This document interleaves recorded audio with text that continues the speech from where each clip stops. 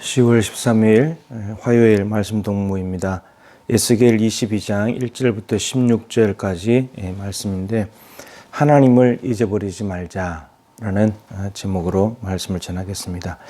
어제 21장에서 이스라엘의 그 마지막 왕에 대해서 죄악의 마지막 때가 왔다 이렇게 말씀하는 표현이 있었죠. 오늘은 이제 어제가 예루살렘 마지막 왕에 대한 이야기였다면 이제 그 왕이 다스리는 예루살렘 성에 대한 이야기인데 이 예루살렘 성에 대해서 이렇게 말합니다. 내 날이 가까웠고 내 예난이 찼도다. 예루살렘에 어떤 날이 다가왔다는 겁니다. 이게 심판의 날이죠. 그리고 내 예난이 찼도다. 이제 예루살렘의 수명이 끝났다. 성읍의 수명이 끝났다. 이런 말입니다. 하나님의 심판이 이제 오고 있다는 말이죠. 예루살렘을 심판하시는 이유를 두 가지 크게 말했는데 첫 번째는 피를 흘렸다. 아예 2절에 보면 피 흘린 성읍이라고 예루살렘을 그렇게 표현을 했습니다. 그리고 두 번째는 우상으로 말미암아서 스스로 더럽혀졌다. 이렇게 말합니다.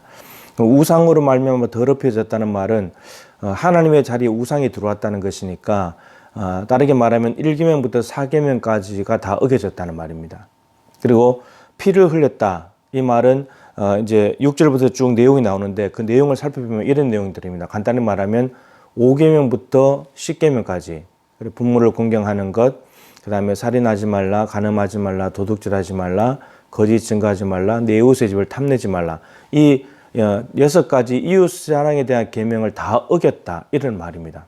그러니까 전체적으로 본다면 예루살렘 성읍의 마지막이 다가왔는데 왜 마지막에 왔나 봤더니 1계명부터 4계명까지 하나님에 대한 계명을 우상을 통해서 다 어겨버리고 5계명부터 10계명까지 이웃사랑에 대한 계명을 이웃에게 함부로 대하면서 이 계명을 피를 흘리면서 다 어겨버렸더라. 이런 말입니다. 그걸 이제 한마디로 간단히 말해서 12절에 있는 말로 표현한다면 나를 잊어버렸도다. 하나님을 잊어버린 결과라고 하는 것입니다.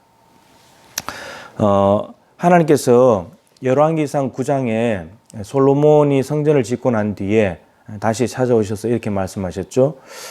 솔로몬아, 네가 성전을 잘 지어놨는데 근데 이 성전은 건물로 유지되는 것이 아니고 내 눈길과 내 마음이 여기 있을 텐데 네가 네 눈길과 마음을 여기 두면서 하나님의 말씀을 가지고 예루살렘과 나를 다스려야 된다. 네가 말씀을 잘 붙들고 순종하게 되면은 왕위를 견고하게 해주겠다. 왕의 자리를 견고하게 해주겠다. 약속을 하셨습니다. 근데 네가 만일에 말씀을 버린다면, 말씀을 떠난다면 3가지를 말씀하셨습니다. 내가 너보고 지으라고 한 이 성전을 던져버릴 것이다. 하나님의 눈길과 마음을 둔다고까지 했는데 네가 말씀을 버린다면 나는 내 눈길과 마음을 더 이상 여기 둘 수가 없다. 성전을 던져버리겠다. 두 번째, 아브라함, 이삭, 야곱에게 조상들에게 약속하셔서 주신 이 가나안 땅에서 너희들은 쫓아낼 것이다. 가나안 땅에 더 이상 적과 꿀을 누리지 못하는 그러한 삶을 살게 될 것이다. 세 번째, 이방 사람들, 주변 나라 사람들에게 비난과 조롱거리가 될 것이다. 이렇게 3가지 말씀하셨거든요.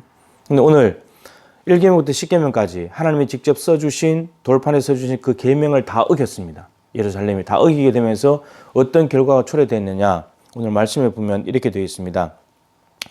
15절에 보면 내가 너를 문나라 가운데 흩으며 각 나라에 해치고 예루살렘 백성들을 각 나라 가운데 흩어버리겠다는 겁니다. 흩어버리겠다는 거예요. 이 말은 뭡니까? 가나안 땅에서 쫓아낸다는 말이죠. 이게 그대로 된 거예요.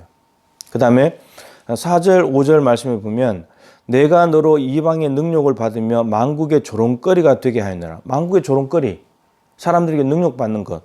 그리고 5절 끝에도 너를 가까운 자나 먼 자나 다 너를 조롱하게 될 것이다. 그리고 오늘 보면 마지막 16절에도 네가 자신 때문에 나라들의 목전에서 수치를 당할 것이다. 수치, 조롱거리, 능욕을 당하는 것. 이거 아까 말했잖아요. 3번째, 이방 사람들이 비난과 조롱거리가 된다. 그대로 돼버린 거예요. 예루살렘 성이 무너진다고 하는 것은, 성이 심판받는다고 하는 것은 성전도 다 무너지는 거죠. 그러니까 솔로몬에게 하신 말씀 그대로 이루어지게 된 거예요. 자, 근데 하나님께서 이렇게 하시는 이유가 있습니다. 이제 말씀에 순종하게 되면 순탄한 길을 걸어가요. 그러면서 하나님을 알게 되는데 문제는 불순종하게 되면은 고통이 따라옵니다. 고난이 따라오게 되죠. 근데 그걸 통해서 하나님을 알게 하신다고 말씀하십니다. 그러니까 잘못하게 되면 심판을 하시고 심판을 통해서 뭘 깨닫게 하시냐면 하나님을 잊어버렸으니까 하나님을 기억하게 해줍니다. 하나님을 기억할 수 있도록. 그리고 이렇게 한 분이 바로 하나님이라는 것을 알게 해준다는 거예요. 그리고 16절 끝에 내가 여호와인 줄 알리라. 그러니까 하나님을 아는 방법은 두 가지예요.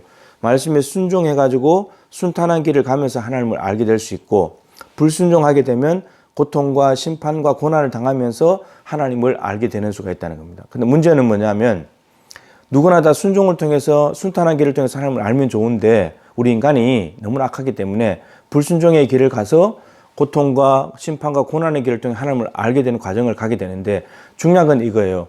고통과 고난을 당할 때 깨달을 수 있냐는 거예요. 내가 잘못 살았구나.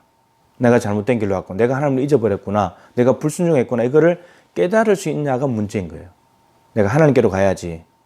하나님이 오라고 하신 신호구나. 이걸 알아차려야 되는데 이걸 못 알아차린다는데 문제가 있습니다. 그리고 여러분 굳이 순종을 통해서 순탄한 길을 가면서 하나님을 아는 게 좋지. 왜 인간은 자꾸 굳이 불순종이라는 길을 통해서 고통과 고난을 통해서 하나님을 아는 길을 가냐는 거예요. 굳이 그 길을 갈 필요 없는데. 그래서 우리가 굳이 하나님께 매를 얻어맞으면서 하나님 이런 분이구나 이렇게 알기보다는 그냥 하나님 말씀하시면 예 알겠습니다. 즉각적으로 기쁨으로 자발적으로 온전하게 순종해가지고 그렇게 하면 하나님 이런 분이구나 하나님을 알면 되는 건데 그래서 하나님을 잊어버리는 순간 우리는 다 큰일 나는 겁니다. 끝장나는 거예요. 마지막 때가 오는 겁니다. 그래서 우리가 하나님을 오늘 또 기억하고 말씀을 통해서 기도를 통해서 하나님을 기억하고 하나님의 말씀에 살아보려고 몸부림치면서 하나님이 이런 분이구나. 순종했더니 이런 분이구나. 하나님이 이것 때문에 이렇게 하셨구나. 이걸 깨닫게 되는 그런 은혜가 있으면 좋겠습니다. 이해가 되지 않는다 할지라도 순종하고 나면 알게 됩니다. 순종하게 되면 알게 됩니다. 지금 당장은 몰라도. 그래서 하나님을 더 알아가게 되는 말씀 순종을 통해서 순탄하게 하나님을 더 알아가게 되는 은혜가 있기를 주의 이름으로 축복합니다.